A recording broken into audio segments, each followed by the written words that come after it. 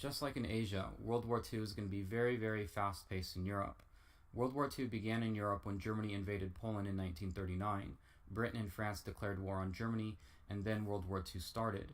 The German army, the Wehrmacht, is going to use blitzkrieg tactics. Blitzkrieg means lightning war. It means to move very, very quickly.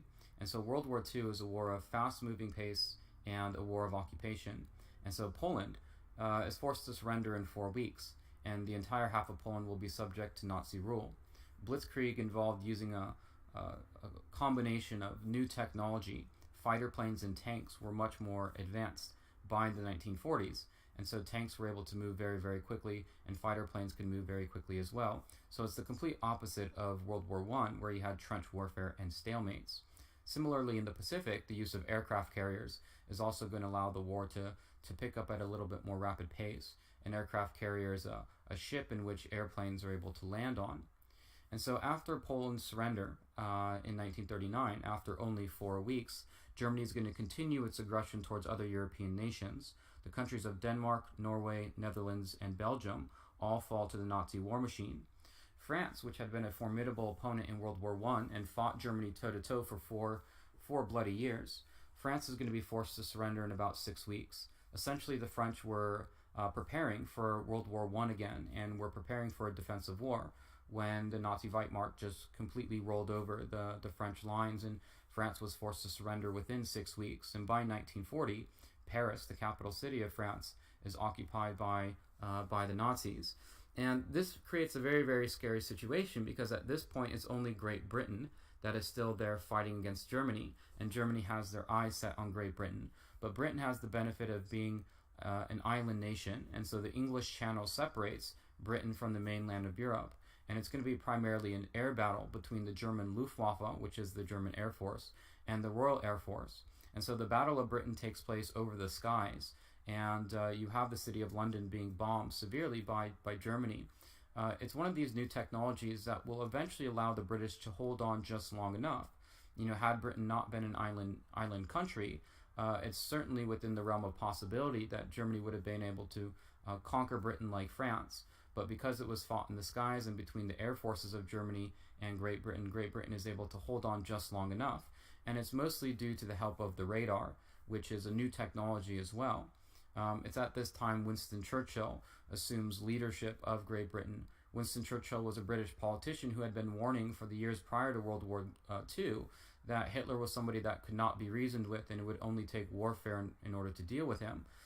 He was different than Neville Chamberlain in the policy of appeasement, but would eventually be proven correct by the course of history.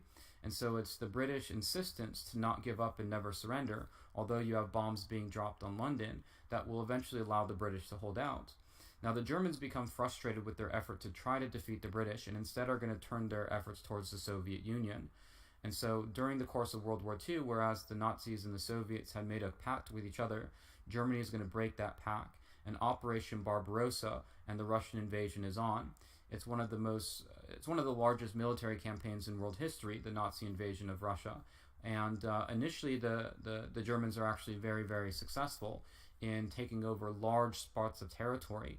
However, the Germans were unprepared for the winter seasons, and when a Russian winter sets in, many of these German soldiers are going to be surrounded and eventually forced to surrender.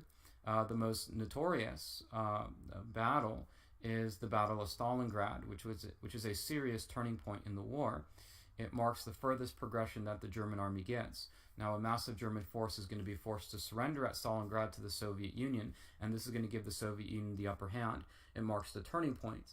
But this war is also especially brutal, because not only do you have the Nazis occupying Western European countries like Norway, the Netherlands, France, but in Eastern Europe, because of ideas of racial superiority and the belief that Eastern Europeans and Slavic people were inferior, the amount of atrocities and war crimes that are committed on the part of the Nazis against Eastern European populations is absolutely devastating.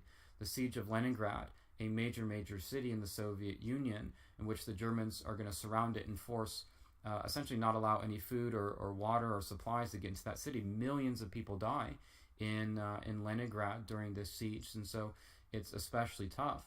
Now, the Germans also invade Africa, mainly to secure resources like oil. The Battle of El Alamein is the turning point in Africa in which the British are able to score a major victory against the Germans there as well. And so initially the Germans have tremendous success on the battlefield, but after Stalingrad and after El Alamein, the Nazis are on the retreat. They're on the retreat in Africa and they're on the retreat in Europe. Now in the Pacific, it's eventually the Japanese attack on Pearl Harbor that brings the United States into the war. The Japanese had continued their aggression from Manchuria to mainland China and then to Indochina, aka Vietnam. And it was when the Japanese invaded Vietnam that the United States decided to cut off oil shipments to Japan. This led to a breakdown in communication. The Japanese, wanting to further their imperialist ambitions to seize the Philippines, to seize Indonesia, sought that their only possibility was to attack the American Navy, as it was the only thing that could stand in between Japan and their imperialist ambitions. And so on December 7th, 1941, the Japanese surprise attacked Pearl Harbor, and that was what brought the United States into the war. And after that point, once you have Pearl Harbor and the Russian invasion, the sides of World War II are set in the way that we understand it.